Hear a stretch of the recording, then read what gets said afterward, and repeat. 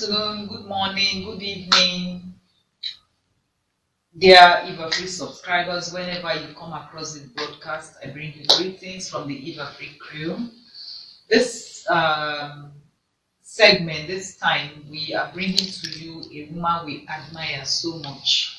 A few years ago, I was in the office when I received a call to say that some person was hosting a cancer screening, free cancer screening program and all of that. I'm like, one person. They said, yes, one person. And they gave me the location and we're like, oh, wherever we hear these things, let's go and see. And from the office, we drove down to the church at Eastern Bypass, Redemption Ministries. On getting there, we saw a huge crowd of women as volunteers, as people who came to partake of this initiative. And we said, who is the person behind this? After much hustle, because I mean, she was deep in the neck of the initiative. After much, we have to wait. A young lady came out and I was taken aback. I'm like, this small girl, what are they talking about? And we tried to interview her there and then, but she was very distracted, of course, because she had a greater and a bigger mission on her hands. And we took note. We said, we will speak to this girl. But we've not had the time. And whilst that was happening, we kept looking out, watching, and we were seeing one initiative after the other, all big, sort of sponsored by this young lady. Let me not call her a girl so that her husband does not come for me. And we got very, very interested. I'll be talking so much. I'll just ask a few questions and she will talk to us. What we believe that the lady we're about to speak with is a lady we all need to know. The message, the initiative she's all on about is something we all need to pay attention to. Her drive, her spirit, there is so much.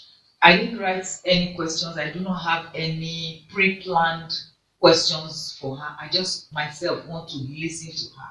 I just want to get to know what gave her the gusto, what gave her the audacity, what gave her the hope, what is giving her all this fire. She has a lot of fire in her.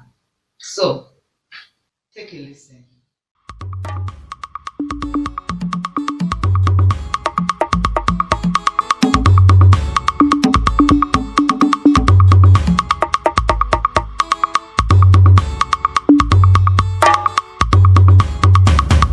So, Ada,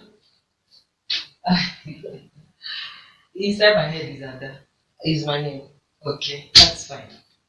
Let's get to know you. Let's get to meet you. Who is this phenomenal woman? Hello everyone. My name is Ethel Olomu. I'm from Rivers State and I'm married to an older man. I studied chemical engineering at the University of Port Harcourt. Practiced for just maybe 2 years. I've always loved crafts because even when I was in the best from my primary school, my grandmama used to sell all these craft materials in the village. She goes to the village market. So, and because I'm close to her, I see her do that. I got interested in crafts. My mom was a housewife that was into tailoring too in the house. She does a lot of tailoring. So my interest has always been craft. So I just studied engineering to please my mom. You know how parents those days, if you're a lawyer, a doctor, or a engineer, these are just the 3 courses that was like, if you're a human being, you have to be important to be successful in life for them. That was just my lot. I've always loved craft. Craft like is inborn in me. Of course, I went to learn a bit, but even before learning, when I go to places to learn, and they will ask me, are you sure you've not been doing this? Because I'm always ahead. Because it's just, when something is inborn, I've always loved handicraft. So I went as far as going to Lagos and Kenya to learn handicraft. Until date, I still do handicraft. Though I have a lot of other interests now. But But what people knew me from the beginning was handcraft. So this is me. And I also have a certificate in a business entrepreneurship from Lagos State from Lagos Business School. I got a scholarship with Sachs of America. I was part of that program when they had 10,000 women to empower in Africa. I was part of the first batch that had it in Nigeria too. And I think I was the only reverse person in my class then. So this tells us that you're a woman on the move, sort of. Yes. I love business, love craft, love service to humanity. Those three things are my core, is my purpose. You are an alumnus of the Lagos Business School. Yes. So that tells us that you're a person that self-develops. You didn't stop with the engineering certificate, which is huge, by the way. You moved on to Lagos Business School. However, you got the scholarship. Yeah, that's nice. So, how did we see you in the cancer environment? How come we found you there? Okay, so that's a really, really interesting story of my life. That I'm a very kind of, though I service the public, but I love privacy a lot. Like I'm shy, I'm always people's person. I have people that I love hanging out with, but I like being in the background. Even while growing up, I make things happen, but I like behind the scene. I will do it and just let people shine. That has always been me. Maybe because of my upbringing, and I lost my father at an early age, 34 years ago. And with all what we went through, my mom brought us up that avoid trouble. You know how you don't have any, she always made us believe that you don't have anybody to bail you out of trouble, or if anything happens, you don't have anybody to call outside God. So it kind of confined my life to I always try to be in the right path. I don't get into trouble, I don't get into where I'm not supposed to be.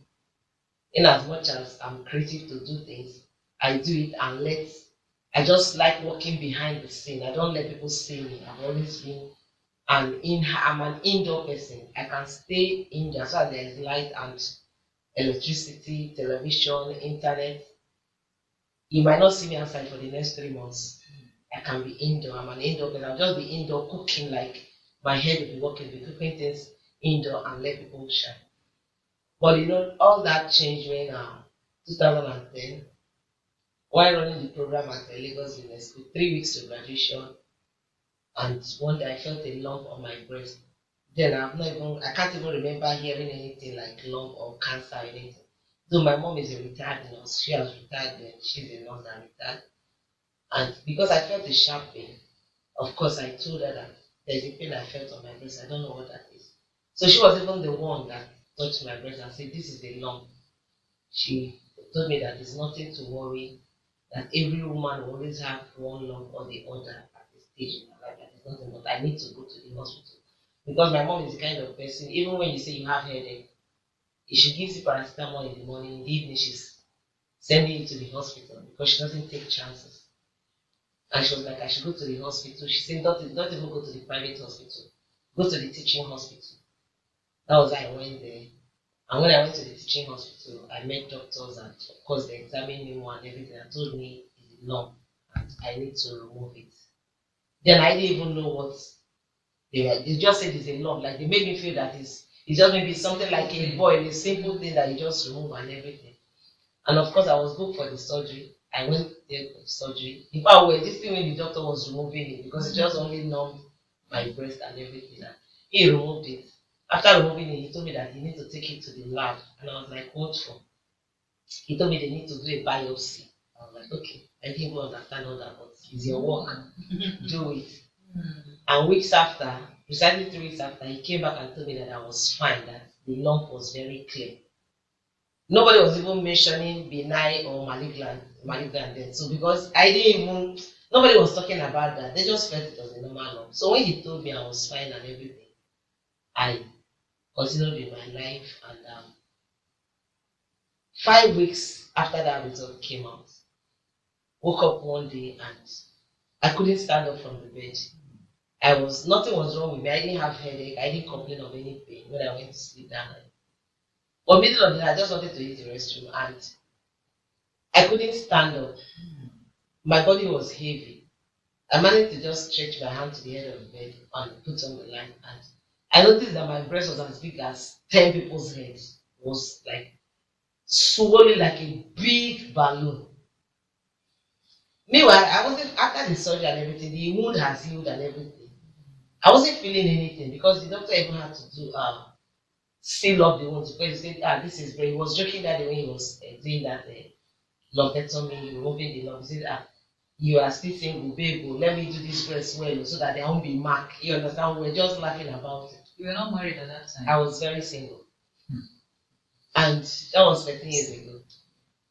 And when I noticed my breast was big, then I noticed that the bed I was lying on was soaked with fluid. There was blood on me, there was pus, and I was scared.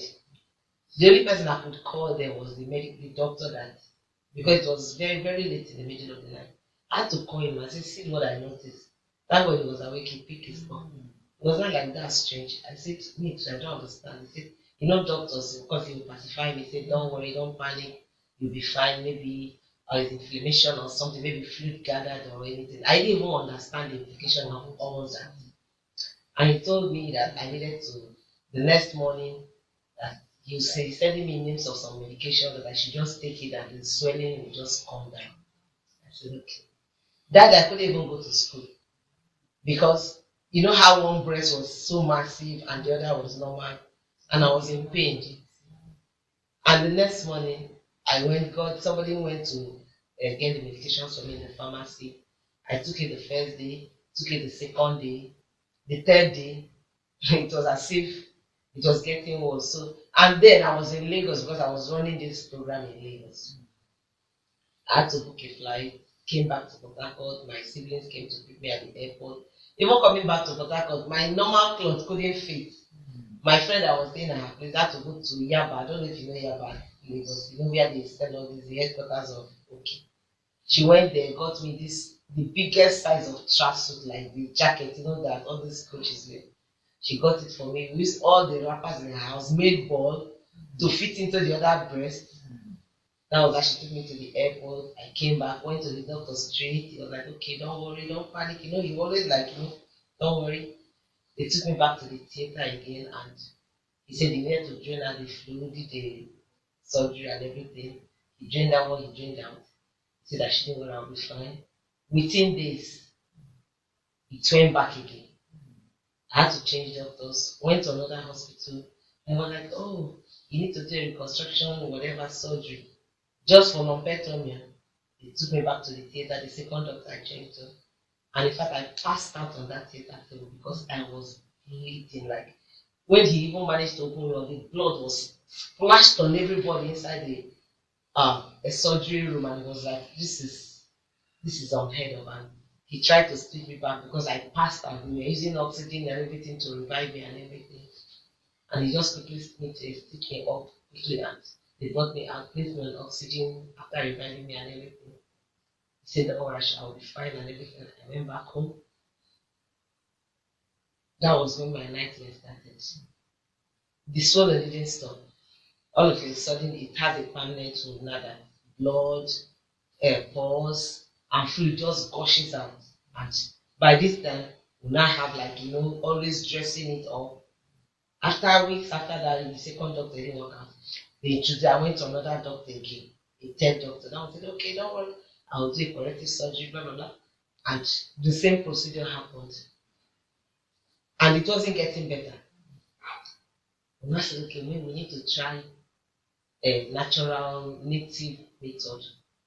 There's a place in Port Harcourt called Elabuchi. There was a man that uses herbs and all this concussion to treat people. Some people with broken bones, different things. When he saw me, he said, oh, that I shouldn't worry, that I'll be fine and everything. He was always rubbing. There was some concoction he would give me to drink. I don't even know what the mixture was.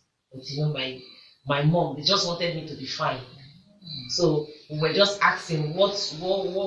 And guess what? By this time, all the surgeries that happened, they took all the samples to the lab and nothing.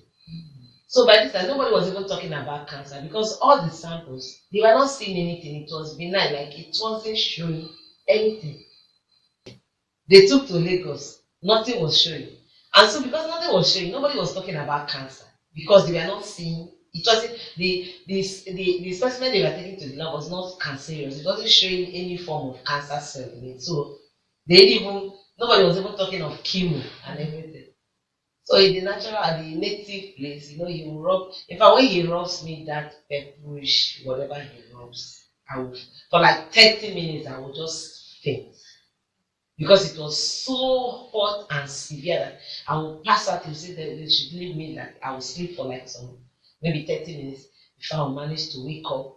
All this time they will just we used to carry breath like we were carrying loads because the breast was so massive. We spent almost like a month in that native place and nothing, there was no difference. The breast was still as big and everything. By this time, we were treating a permanent wound. Every day, my mom will wash like 20 towels because we have to use towel, wrap the breast.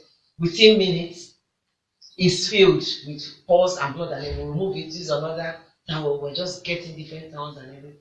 And days turned to weeks, to months, and we were still going from place to place. But at the time I was bedridden, I had bed sores because I couldn't stand again. I was not eating. We went back to the hospital again when the natural man I said, okay, we'll be giving her antibiotics. They now placed me on the strongest of antibiotics. Then because of the pain and everything, I was having back, because the breast was swollen and everything, it was giving me severe back. My backbone were like caving in and paining me. So they placed me on a pain reliever. The pain reliever they were giving me was tramadol. When I now realized what tramadol was doing to people, I'm not like, and this is what I was thinking, not just one tablet, like I had sachets, cartons of it, because every 30 minutes I need like 5 minutes to breathe, like because of the pain and everything. And I was taking, I abused it because the doctor was like, this is the only thing that for now, the only period, because all we've tried, nothing was, but tramadol gives a kind of relief for a few minutes and everything. And I was taking tramadol non-stop. We went to another hospital again. They said, oh, we met a consultant. They said, oh, I know what is wrong with you. We need to amputate you. Because it was the left breast. We need to amputate your left arm. I kid you not. In fact, when I went with my sister to that hospital, I was like, my sister was like, okay.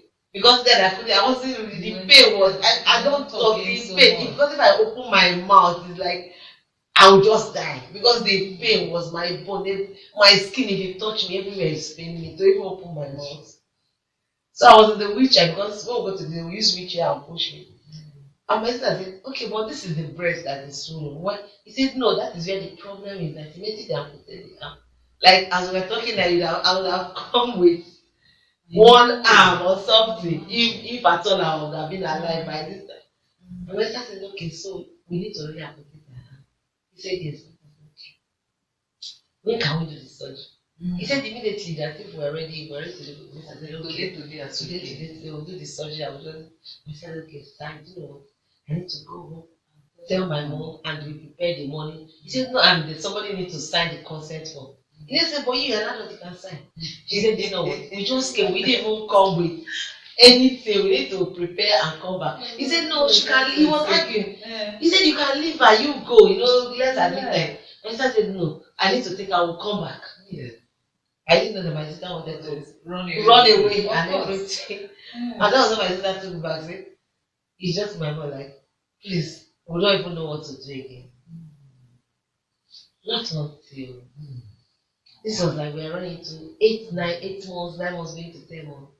Then a particular day, a family friend came, he's a consultant, then came to the house when he saw me and was like, this is getting serious. That People will just be here and Ada will just die. You know, like this is how we are just looking at, and Ada will just die. And he said, you need to do something. You need to take this, all these, all the cells they were bringing out, all the samples they were taking to different states, and nothing was showing. That he needs to take it abroad. He now sponsored one of his doctors, somehow. They took it to India and America. Like he got to samples. Like we need to know, like if nothing will show, we know that maybe it's a spiritual problem we are dealing with. You must know to come to that. And behold, when the result came back, in fact, they reported like the sample they brought is it for autopsy? Because this person is not even meant to be alive. This is the last stage of breast cancer, stage 4. God knew that all we've been doing, cancer has just been spreading. In fact, we've been feeding the cancer to spread. Because when you're not giving the right medication, you just feed it with all the multivitamins and everything. Let's look at stage 4 breast cancer. Okay. Finally, there's a name to it now. Okay, what can we do? And India was like, we can't do anything because this is beyond treatable. That's in fact it can spread to some vital organs. So just she has few weeks to live. Show her all the love, share good memories with her, be with her. She has few weeks to live. And why doing all this one we're doing every day, night vigil was holding my house. Every day there's night vigil in my house. I know my mom was so broken that this is my first daughter. I've lost my husband years ago. She's the one that supports me and everything, you know, helps us. You know, my mom told every day, like, God, can I just carry this cross? I've lived my life, I've had my children. Can I just die in her place? Exchange. In exchange. That was the only prayer my mom was praying. And now they say she has feelings to me. God, this is not what you promised me. I need to pray. I've been praying. Okay. And I said, okay, this place in India said, no way. We didn't stop. And by this time, we spent every money, like all the money. Because I had a shop there, my crafts, I used to make bits and everything. The shop has been closed, everything. My car has been sold, everything, like to raise money, all this treatment because we were spending money. And my mom didn't give up. Even the doctor, our family friend, that said didn't give up. So he was not sending the report, the result to different hospitals. We sent to close to 10 hospitals in India. Like, okay, can anybody even say, we can even try? You just tell us she has feelings to live and we give up.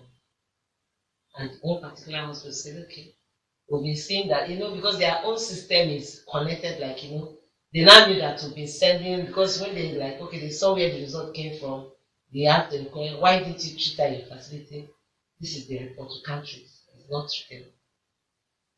And only one hospital replied us and said, emailed us back that okay, they are willing to make a try, but they are not giving us any assurance. There's no hope, like, because they know if I even make it mid-air, but like since we are insisting, and before they will even send the embassy to give us emergency visa, I will have to deposit 10 million. So that let it not be that their effort is wasted. Because even if they bring me there and I finally die and everything, they will know that they are not losing anything.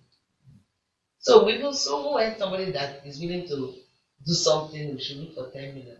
Even 5 naira we didn't have. But you know, we didn't give up. We were begging. I started doing my friends. In fact, if I had like 100 people in my circle as friends, 95 disappeared. Because they didn't understand. Ada, how can you be having this if it's not witchcraft? I beg, don't carry your sin. Do you want? In fact, some of them like, what did you do to God that God is punishing you like this? Because some people saw it as punishment. This must be punishment from a sin I committed. Because how can a young girl like you be this kind of sickness? Breast, let me speak for tackle broken. Breast don't rotting. You understand? So like I beg, make only you carry your cross and your sin. Make the sin not come wrong me. But you know the small percentage that remained, they said that was not there. they were doing. In fact, a particular friend, Olumo, she if she sees you on the road, whether she knows you or she doesn't know you, she just see you, you're just there.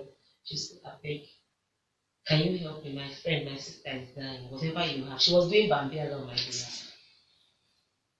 My mom didn't give up. She was calling everybody, anybody that wanted to raise that 5 million by every means. We were begging everybody, whatever you have, drop. And they feel that they'll drop whatever they have. Not until there's a particular day, where I was staying there, I met a young couple there, and we became close and everything. That's always tell people, wherever you go, just try to be at peace with people because you don't know who tomorrow can come to your aid. Before I fell sick, she always hear me talk about a particular woman. Like she's my customer, she's a good person, she comes to my shop and everything, I'm close to her. And she was attending a wedding and saw that woman. Then she was a deputy governor's wife, Dr. Mina Ikuru. And when she saw her, she now remembered that Ada used to talk about this woman, how close they are. And she know that she'd been wondering how I was sick and nobody even remembered. And my situation made me understand that when you're in a deep mess, you don't forget. Sometimes you forget who. I think you forget people that you call and everything. And she was one person I didn't even remember. And she saw her that wedding. She ran to her. She said, "Ma, I know you don't know me, but Ada, be that craft. Your friend, she's dying." And Dr. Mina was like, "Be that craft."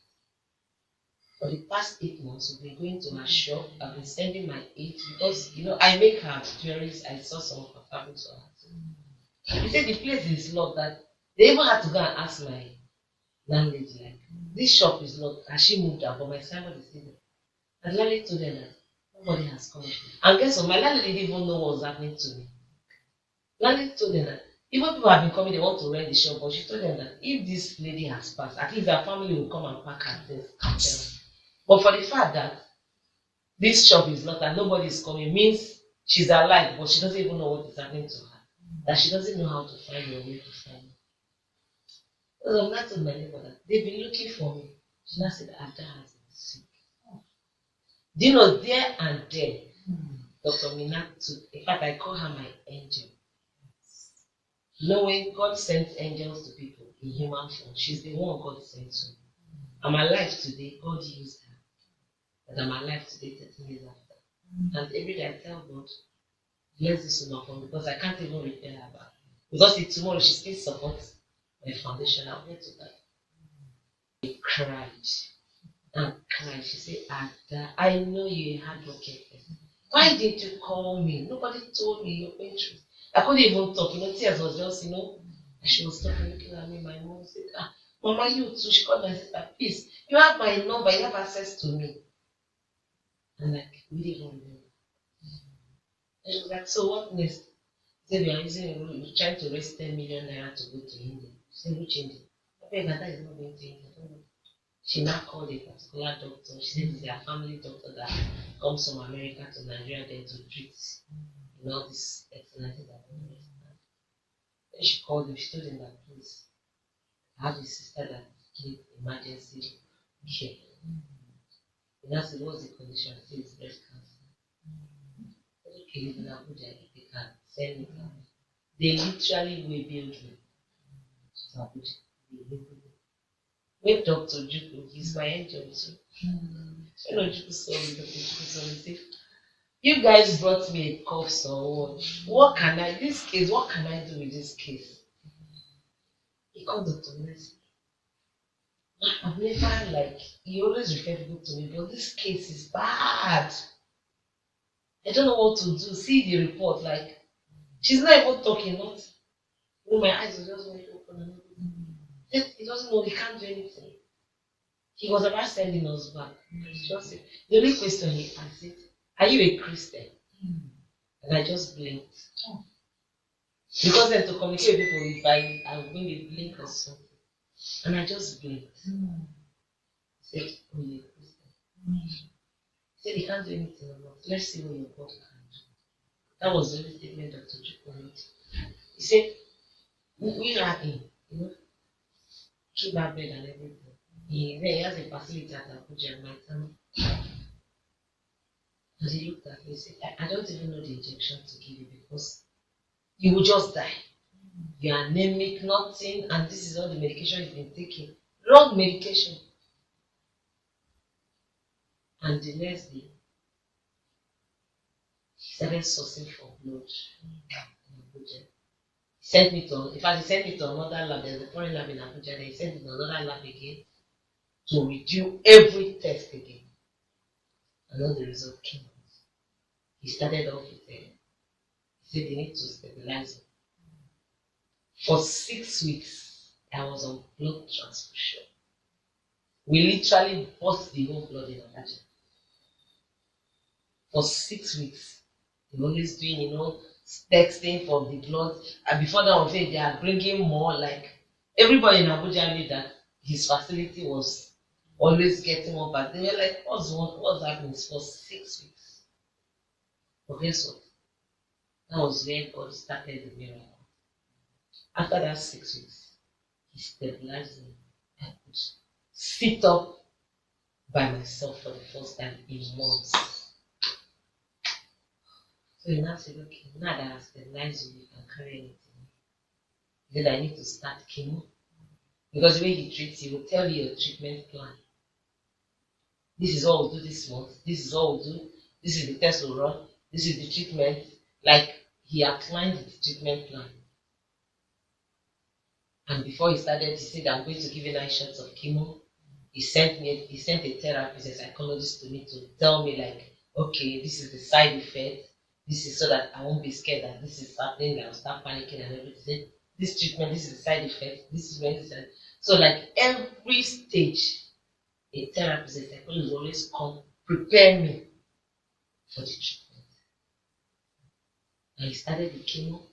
He gave me the chemo is taking once in 3 weeks. When he gave me the first chemo, second chemo, third chemo. By the third chemo, the breast shrinks. He said, I will work with you. He said, this is a sign. Because he was surprised. So all this while, the breast was still massive. This breast that I'm seeing. If I see this breast. So after the third chemo, that told me we are going to do mastectomy. Mastectomy is removal. He said the breast is rotting already. There is nothing the breast can do for you. If you don't remove it, you will die. Now that we are seeing little progress, because the cancer is spreading fast. At that point, I didn't even have to my own is, what am I doing? What is breast doing for my life?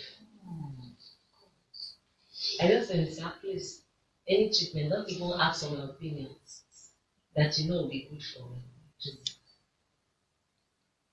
And of course, we did the mastectomy. I finished my 9 sessions of chemo. After the 9 sessions of chemo, we're now booked for radiotherapy. Because what radiotherapy does, the cancer cells that the chemo couldn't kill or treat, radiotherapy finishes up, And then there was no radiotherapy machine in Nigeria. Even if they had, it doesn't function. So the closest place we were booked was Ghana. Because he had people there, he has already booked in. Because the queue there, even when he started the treatment, he has already booked ahead. Because the queue, almost the whole of West Africa goes there. If you cannot go to UK or India or anywhere, it's Ghana. So he now said, okay, I'm ripe for radiotherapy. 2 weeks to when I was supposed to travel for radio. That was when a particular diagnosis center came to Nigeria and we killed. But it was even part of the people that they need to come to Nigeria. But then came to Lagos socially. And when they came in, I said, okay, So that to know, because even the radiotherapy, they do section, you can do 10, 15, 20, 30, 50, depends on how serious your case is. So you now say, look, I need to go and run some scans and some tests to know the effect of the chemo and how many sessions of radio are done. Say, please come to Lagos, this diagnosis center, they have those machines for you, the MRI and everything. And I came.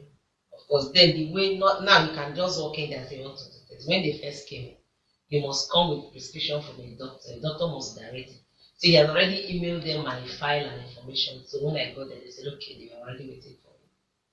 And when I went through the process, and everything came out, just thought I was about leaving. Then I said, no, they need me back. I went back. They did the same procedure with another team again. Back when they called me back the third time, they said they don't understand my results. I did it the third time. They just said, please, I should go back to my doctor.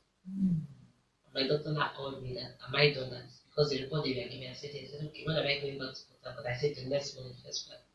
He said, please don't go. Move your flight to evening. I need to see you. Then he has opened the center in Lagos, Lekki. And I went there. Waiting he saw me from, they gave the CCTV, he just ran out. My doctor is more than 7 foot. And he came out. He grabbed me like a baby. He said, indeed, your God has done it. And I'm like, so I don't deserve it. He calls me my Otako princess. He said, princess, you're not going to Ghana again. I said, I'm not going to Ghana, so how will I complete my treatment? He said, you notice you are going back and forth because he didn't understand you. I said, yes, but I can't ask questions. I'm not the doctor. I can't even explain or read what the result is. He said, because my file they have and my medical history was not corresponding with the results they were getting. That they couldn't find even one single cancer cell in my system again. That my cells were looking like brand new born baby cells. So there was no need for radiotherapy. And when my doctor started this treatment plan, he already told me that after the radiotherapy, I'll be on a tamoxifen. It's a cancer drug. He said I'll be on it for 10 years because of the kind of cancer. And this drug, I'll be taking it one every day for 10 years. So that maybe there won't be reoccurrence or anything. We just have to be on the safe side. I said, so I won't be going to Ghana again. He said he has even given my slot to another person. I said, okay, how about the medication? He said, you don't need it. I said, but sir, taking the medication is like you're treating what is not there. You're not having headache and you're taking Panadol. That's not what it means. I said, so what should I do instead? He said, use 6 months because of the surgery and everything. Just rest. Wake up every morning, eat your veggies, eat your fruits, drink your water, go back to bed. When you wake up, watch television. Say for the next 6 months, that's what I want. Don't even lift a pin. You need to heal properly. He said, I'm sending you, go and stay in the house, do vacation in the house. Don't stress anything. He said, but in the next 3 months, come back for review. And 3 months after, I went back. Of course, sent me to the round of tests again. Maybe because that 3 months ago, before anything. And he was like, you have a clean slate of results. He said, come back in 3 months again. 3 months after, I went back. He said, you have clean slate of results. He said, come back in 3 months again. I went back.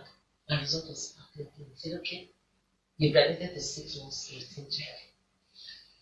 6 months I went, fine. Another 6 months I went, fine. Another 6 months I went, fine. He said, you graduated to 1 year. So we are in the 1 year now. So every year, I must go for that routine check. Like, you know how they do tests from even the hair to your toe. I'll enter all sorts of machines and everything. They have to see. In fact, for the last 3 years, there is this new medication that before I have to be given an IV fluid, and that fluid is very risky. They will give me 30 minutes before I will enter that every shift. You know what it does? They call it iodine, IV something. It enlarges all the organs so that they have to see clearly everything. Even if there's a trace. So I have to always they'll give me 30 minutes before to pray 30 minutes so that it will start from working. It enlarges everything, every organ. And guess what? And when I take it, before even giving that, you sign a consent form to know how serious it is. Because some people say they won't take it, but that's the only thing that will like show all your organs. And eventually I finished that test. For the next 7 days, I will turn to whale. No, when I say I'll be drinking water. I will drink drum of water. In fact, I don't go out because I'm urinating every 3 minutes. Because if you don't take water to flush yours, like even if I'm going out, I'm carrying water about. I'm buying water. Like I have to be, because if you don't do it, it can damage your kidney and your liver. So you see where they are trying to save something, it can cost another problem for you. But to the glory of God, God has been faithful. It was only in 2020 when I went for my routine check. If not all these years, I've been having clean slates, medical bills, clean slates. It was only in 2020 when I went for my routine check. And for the first time, my doctor was worried. He was like, President, what happened? I'm like, he said I have gout and one of my kidneys were sick. He panicked for the first time. He said, okay, I'm going to give you medication, change your diet, tell me what to be taking. He said, for the next 60 days, when you finish this medication, if you go back to do that test and it shows the same, I'm preparing you for dialysis. And I'm like, for this how many years we've been experiencing good health now? Kidney, I believe, what are they calling it? And of course, I changed my diet as much as I can. And drinking more water and everything, and I was on that medication he gave me. And to the glory of God, when I came back 2 months after, went to redo the test, I was fine. He said he don't need dialysis again. Since after cancer, the only thing I know that has happened to me, I've gone for like 2 surgeries, but not serious surgeries, just minor, just be just thing he will do it. Like Puma. When I had one here, but I have two, but I have a third one I'm yet to remove. Then there's this one. This one here. It's nothing serious, it's fat. But he likes removing them so that it doesn't, because of somebody that had cancer before, living it for a long time, he doesn't want to take chances. He doesn't want it to be a breeding ground for anything. But it's nothing serious. They call it lipoma, like people just have some swelling, just fat. And everything. Not to the glory of God, by the grace of God. And during my treatment and everything, because we're praying, I take communion, I'm like, God, this medication will work for me. And God did it. It worked and everything. So far, this is me.